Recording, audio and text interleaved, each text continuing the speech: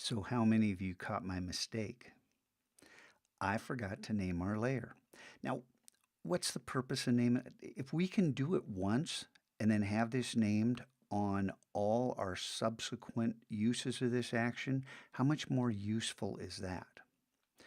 So after we've practiced this and we have it just right and are ready to record our action, then we can go ahead and go back in time to our camera raw filter before we made a new layer.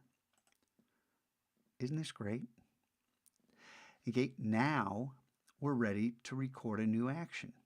Make sure original image is twirl shut and selected. The twirl shut's not that important, but the reason you want this selected so this next action goes in after it.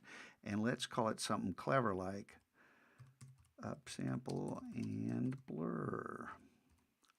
And while we're being efficient, I'm going to go ahead and copy that, click record, and this time I am going to name my layer, and I'm just going to paste it because I'm so smart about this.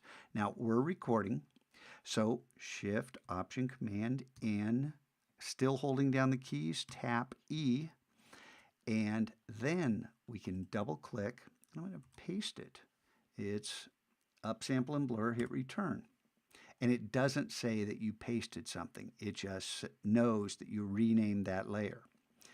Now we want to go to image size. Option Command I, image, image size, image, image size.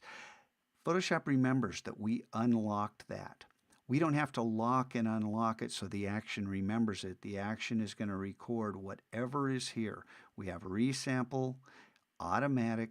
We're going to type 5,000, hit tab, 5,000, and make sure we have 300 right there. Click OK.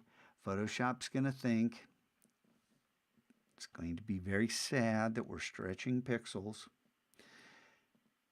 And after that's been resized, we can convert this to a smart object and then go to filter. And our camera raw is right here, but you might as well, or excuse me, we don't want camera raw, we want Gaussian blur right here. Interesting, because we went back in time, it remembers a different setting. Now the 750, like I said before, is kind of a default. I played around with this, and this seemed to work more times than not.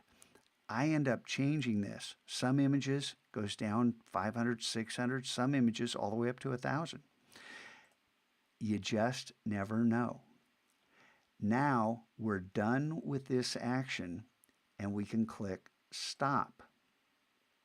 And now just to prove that this works, back in history, we go back to camera raw before we created those layers, go into actions, click on upsample and blur. This can be opened, it can be closed or open, doesn't matter. If it's open, you kind of see it play through.